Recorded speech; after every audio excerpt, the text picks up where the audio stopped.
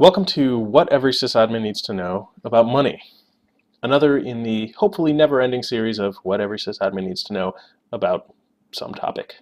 Who this video is for.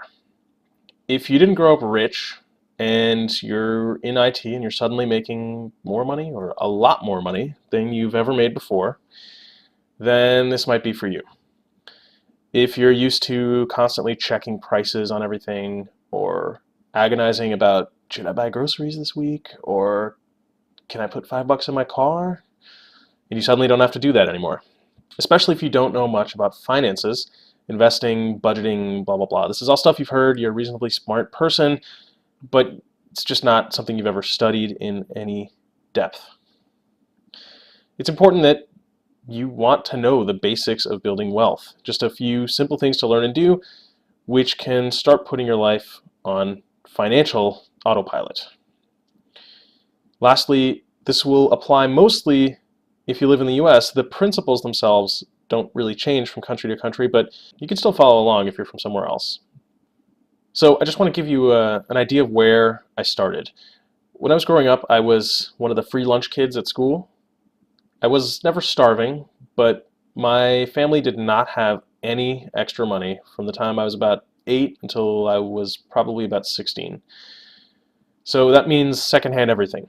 Yard sale, furniture, secondhand bed. I had a moving box with a cloth on top. That was my nightstand for like 5 years.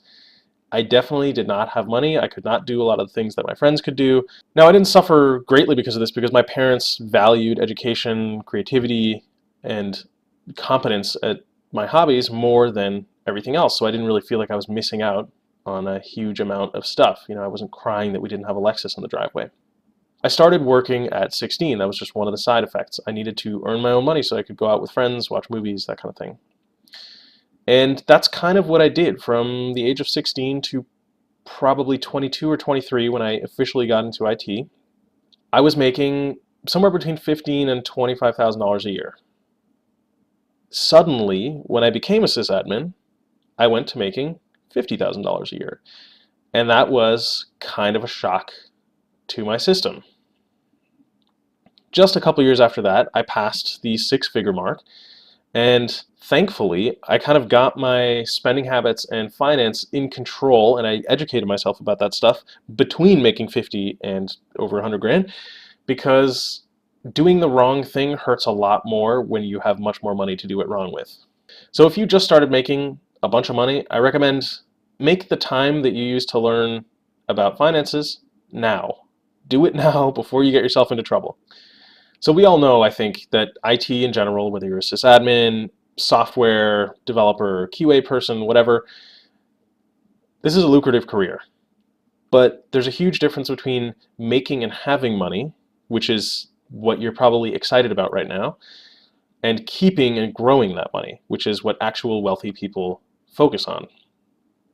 If you play it smart, you can spend money now, as long as you do it consciously, have a great time, do fun things, and also retire very early. If you don't learn how to handle your money, you will sooner or later be crushed by your mistakes, by debt, by bad decisions. It really doesn't matter how much your yearly income is. You can fuck up just about any amount of income. So learn it now. These mistakes will cost you a lot more the longer you wait to learn it. So I think I can safely say this to you. You are probably a person who likes systems. That's probably why you got into IT in the first place. Well, it's good news, because your finances can be treated as a system. They're very easy to treat as a system. And troubleshooting and optimizing them, learning how they work and how the things behind them work, can be just as much fun as running Linux servers, programming, designing infrastructure, or building websites. This is something that your brain is probably kind of predestined to be good at. You just need to pay a little bit of attention. Okay, now that I have your attention, what is the actual goal here, and what are the terms that we're using? Well, wealth is an important one. The way I define wealth is options. Yes, it's also money, but money is just something that humans have invented to have an easier time having more options. That money can be translated into enjoyment, free time, health, and free energy. It also reduces your fear, worry, and anxiety about the future. That's probably one of the biggest things you're noticing right now is, God, it's so much nicer to make a bunch of money than it is to make barely enough to feed yourself. The ability to work on things you like without worrying about your basic needs is how I kind of define wealth for myself. If you have to be making widgets 12 hours a day to put a roof over your head, that really cuts down your ability and energy to work on stuff you enjoy doing and spending your short time on this beautiful earth doing something that is fun. I'm not talking about movie startup wealth. This is not private jets, yachts, 7 supermodel girlfriends, or boyfriends, I guess. We're talking about accumulating somewhere between $1 and $10 million over a time period, something like 30 years. So this is coming from nothing kind of wealth, not my dad gave me $1 million to start this business wealth. If you do want to make it big, that's fine. We've all seen movies and read headlines. It's very motivational. You'll probably want to start a business as opposed to being an employee. Being an employee is a good way to start, learn a lot of skills, make a lot of contacts, learn how a business works. But if you do have the goal of starting a business, I think that's great. But understand that you have a very low chance at the kind of success that you're imagining maybe with the private jets and the yachts. That stuff isn't really fulfilling to people in the long term anyway, if you don't have the basics down, like being a nice person, having real friends, having family, etc. I'm not saying it's a terrible goal. I'm just saying, be wary of what your motivations are for spending money lavishly. Okay, so I hope I've made it clear. We're not talking about movie startup rich here. It is a hell of a lot easier to make $1 billion if you start with a couple million. If you're starting with essentially nothing, which is what we're talking about here, I'm talking about growing some basic wealth that will take care of you and your family for the rest of your life. Okay, let's talk about how to fuck up our finances. Chances are you're already doing this. So, number 1, don't have a plan. Number 2, we all know, don't pay off your debts in full. It's terrible. Terrible thing to do. 3, you try to be super generous to people. Buy them things. We all know it's a good way to lose your money. Spending lavishly on lifestyle, objects, fancy things, fancy experiences. Another great way to lose all your money. Well, that's actually not true. Only one of these can truly wreck you, and that is not having a plan. You can do all of these other things and still be fine financially. You might not be able to do them all the way you want all the time, all at the same time, but the only true danger here is not having a plan. So let's talk about making a plan right now. With the systems metaphor, we can think of wealth as a sort of equation that has some variables. You've got your input, which is the money you're making actively and passively, so you can try to make more money. That will sort of increase your wealth. You could also spend less money. Third, you can invest your money, which is the actual growing of your wealth, which is where wealth comes from. And likewise, you can learn how to invest money smarter and longer. Fourth, you can kind of decrease friction inside of this entire system by optimizing for taxes, which lets you keep and grow more money at each stage of the process. This is a good place for a disclaimer. I don't think I have to do this legally, but I want to do this for moral reasons. I'm not a professional investor. I'm teaching you what I've learned about finances in the last half decade as a result of making more money and making mistakes with that money and learning how to correct those mistakes and get back on track. I'm talking about investing money here. You can lose money doing that.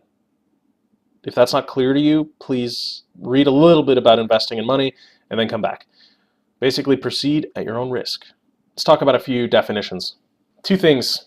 Guilt-free spending money is money that you can spend on anything you want. It's essentially leftover money that you can use to fuel your lifestyle. Hobbies, travel, gadgets, partying, charity, whatever you want. Your fixed costs are the other important chunk. That's housing, utilities, medical bills, minimum payments on debt. Those are essentially your needs, the things you need to keep a roof over your head and a basic, like, happiness, lifestyle, health. Now we can talk about the first step you need to take. You're going to split up post-tax income, the actual money that lands in your bank account after withholding. You're going to split it into 4 categories: savings, investing, fixed costs, and guilt-free spending. Fixed costs is going to be half of that paycheck is dedicated to fixed costs. We already defined it. Likewise, guilt-free spending, we've defined, that's 20% of your income. If you're not making enough, if your fixed costs are much higher than 50% of your paycheck, obviously redirect money there from guilt-free spending and possibly short-term savings. Savings are short-term money. It's money that you're going to need in the next 5 to 10 years, money that you cannot afford to lose in a temporary downturn in the market. That's not things like the TV. The TV will probably come out of your guilt-free spending. But your savings is for things that are long-term, larger goals, like a wedding, a house, maybe an expensive instrument, if that's one of the things you do with your free time, things that you're really serious about and want to spend larger sums of money on. The last chunk of this is investing, which is long-term stock and bond market investing. It's essentially your retirement investment. You're going to grow some fixed contribution each month into something you can retire on. That is something where the interest each year is more than your fixed costs. The second step you're going to take is an emergency fund. You need to save up about 6 months of your fixed costs, the money it costs you to live. You will not spend this money. Put it in a separate account. Online bank accounts make this very easy. You only touch this for emergencies. Emergencies only. If you are in the middle of paying off a ton of high interest debt, like on a high interest credit card that you've screwed up with, then temporarily just leaving between $1,000 and $3,000 in this account, something like 3 months of fixed costs, is acceptable. After and as soon as your high interest debt is paid off, increase the saving again on that emergency fund until you hit 6 months of fixed costs. And if you have really low fixed costs, you should still aim for something like 5 or 6 grand here. The third step, once you have that basic cushion of like, if I lose my job tomorrow, I'm not out on the street, start thinking about the free money opportunities you have.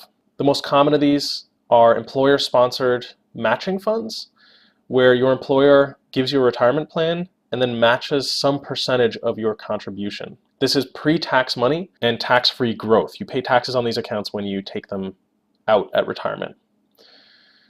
The most common is the 401k. That's the one I'm familiar with, so that's the one I will discuss here, but these could also be things like 403bs, 457s, and thrift savings plans. Let's talk about the match, which is the free money. Often employers will say, we match, let's say 50% of the first $10,000 of your salary that you contribute to a 401k. It's very generous and wonderful. What that basically means is they will put 50%, that is $5,000, of your first, whatever that second number is, let's say $10,000. This is free money, so you'd be crazy not to take this. This should be one of your highest priorities, freeing up enough sort of space financially that you can take the full match. So the least you should be investing in your 401k or tax-advantaged pension account is whatever you need to get the full match. This step is so important that generally it's recommended that you do it even before you pay off high interest debt, unless you're in crushing debt and like Vinny is going to show up next week to break your kneecaps to get that loan back. If that's not the case, this is a huge priority. If your high interest debt is a lower interest rate than the percent that your employer will match, then this is a better deal. So it's rare that you're going to have more than 50% interest on something. Again, except for the Vinny situation, but we've already discussed that, pay that off first. So then comes maybe the thing we were expecting a little earlier, pay off high interest debt. Reddit, personal finance, and depending on who you talk to, they might be very aggressive about this and call 4% annual interest high interest. I probably would call 8, 10+% high interest, but let's be aggressive here. That needs to get paid off because it's just costing you so much money to have spent money before you had it. There's 2 ways essentially to pay off debt. The first is the snowball method, where you pay off the smallest debt first and then tackle larger and larger debts as you go. This has the psychological advantage of quickly getting you to your first win, so quickly paying off the first thing.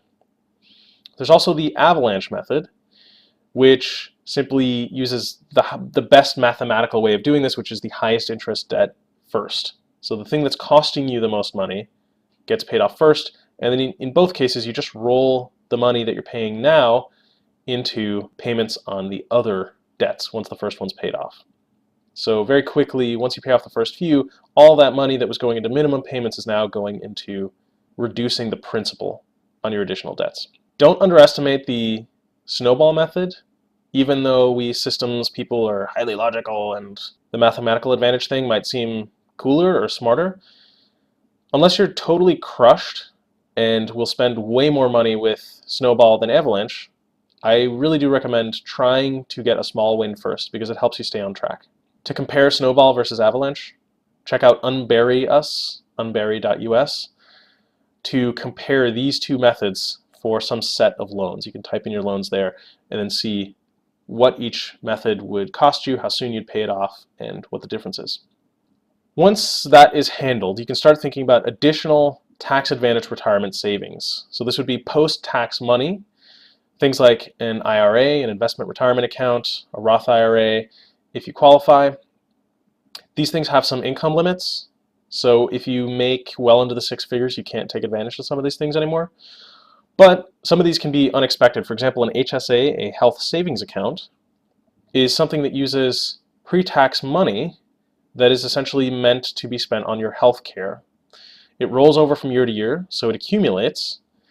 It can be invested, like other retirement accounts, in the market, and it's distributed tax-free at retirement age if you haven't spent it on medical expenses yet. This is a pretty amazing deal. It usually needs a qualifying high deductible health plan, which is, you got to think about if that's the health plan for you, but it's one huge advantage that you might have. Now, you're not going to have 10 million at the end of this if you just stop paying for contact lens fluid or something. There's a $2,900 maximum yearly contribution to this as of 2016. That'll probably rise a little bit in the future, but you're not going to get rich off just this alone. So step 5, once you have all the other things handled, is start thinking about additional tax-advantaged savings, long-term savings accounts. Now we get to the investing bit. Again, this is the part where you can lose money, so I'm just going to put that out there. Don't invest anything you absolutely need for next month, or next year, or in 5 years. A good rule of thumb is if you need this in 5 to 10 years, that's when you may not want to invest it anymore. But if it's money that you're planning on taking out in 20 years or 30 years, like our retirement money, then investing is a good idea. 2 basic asset classes, stocks and bonds. I'm not going to spend much time on this, but a stock is basically you own a sliver of a company, a share, some tiny percentage of a company. When that company makes money and it pays it back to the owners, you're a tiny little owner for that company. So you get a tiny little bit of that profit that's paid out. It's called a dividend. For bonds, a bond is basically a fixed term and fixed rate loan to a company or government. So someone needs money, they ask the public for money in exchange for some known interest rate. That money is exchanged, the person giving the money gets a bond in return, and then those bonds go into a secondary market, basically. So you've got stocks, which are ownership, and bonds, which are you own a piece of debt that somebody owes. Stocks over time average a fairly high percentage of growth in value. Bonds are a hedge against stocks, a hedge against risk, and average much, much lower, but they're still important to have as part of your portfolio. We're going to talk about 2 kinds of funds. There's really only one right answer if you don't want to think about this at all, and that is the index fund. So basically you've got funds of stocks that can be human managed or machine managed. Humans are prone to error. I don't think I have to tell anyone about that. They generally have high fees because you get a fully educated finance worker picking stocks, selling, buying. But the problem is they almost never beat the market. When they're advertised to you, they've probably beat the market for a while, but that almost never lasts because in the market, past performance is not an indicator or a predictor for future results. So generally, stay away from these, tend towards index funds. An index fund indexes something. What we want is a total market index. It just tracks the entire stock market. These things are machine traded, so they have low fees, and because all that's happening is when there's enough cash to buy one more share of everything in the stock market, that's what happens. So it basically ties your success to the success of an entire market instead of a single stock or some subset of the stocks in a market. Also, because it's so simple, you just buy one of everything every once in a while. A lot of the transaction costs don't exist. A human fund manager might buy and sell stocks to try to beat the market. Regardless of the fact that that human will almost never beat the market. Each of those transactions costs money, which is more yearly money that you're paying from your investment capital to somebody else's pocket. Index funds just avoid this problem. They match the market and have extremely low fees. So my totally unqualified advice to you, and the advice of our personal finance and almost every financial book out there for regular people, is invest in total market index funds. They've got those low fees. They simply track the market as a whole, so you're automatically diversified. And there's essentially no BS with these things. You're not speculating, and since you're investing every month or every some chunk of time, you're dollar cost averaging, which smooths out some of the ups and downs of the market. Just buy the same amount each month or each 2 months. The second rule of this strategy is just own your age in bonds. If you're 30, that means you should own about 30% bonds. Bonds hedge against stock risk. Essentially, they're negatively correlated. So when stocks go up, bonds are down, and the inverse. So you're actually reducing your total risk by owning both. Does that make sense? Very simple. If you've got stocks and bonds, you're going to invest in index funds for stocks and for bonds. And you're going to buy specifically index funds that index some total market, either the total US market or the total world market or the total bond market, etc. So you're diversifying automatically. Let's talk a little bit about what to own, like I just mentioned. These different asset classes, stocks, bonds, and the percentage you should have in each of them. This is a general recommendation. If you're nearing 30 or around 30 or somewhere between 25 and 35, 30% bonds is a good number to shoot for.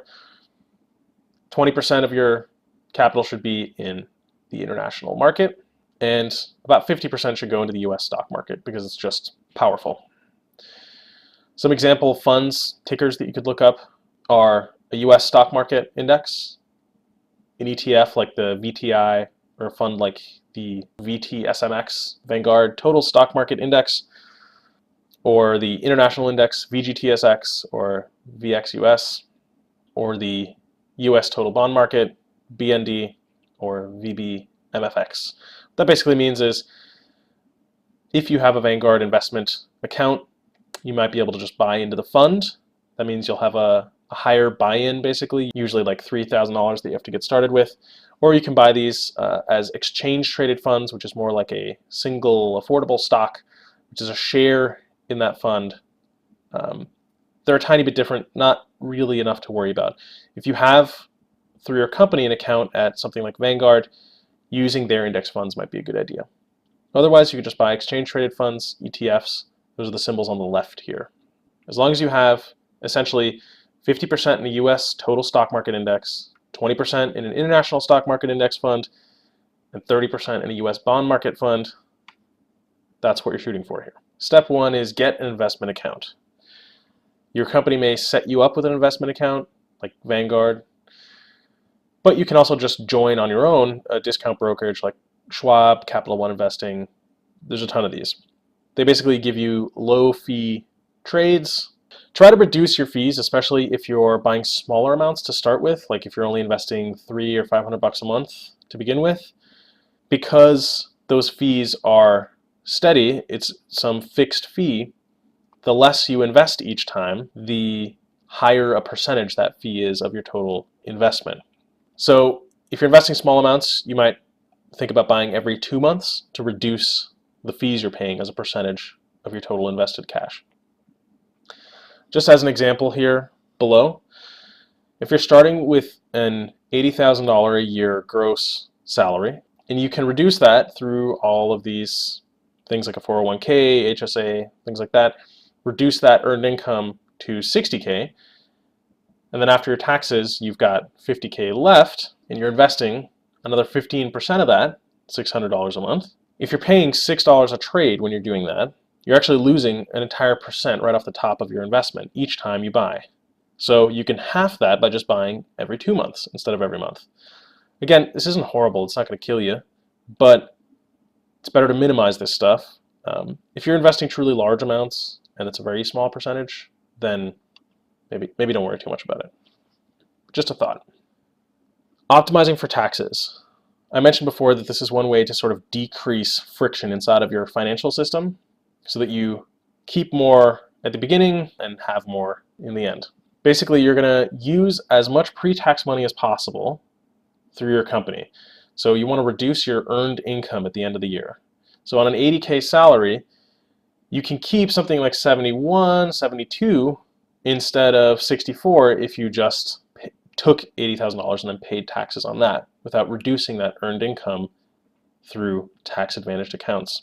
Just a quick example for this. If you're grossing $80,000 a year, you're a junior to early mid-level sysadmin, well then you start with 80K and you pay 18,000 of that before you ever see it into a 401k. Then your earned income is down to 62,000. If you then have another almost $3,000 for an HSA, you're down to 59,000, and then that's what you pay taxes on.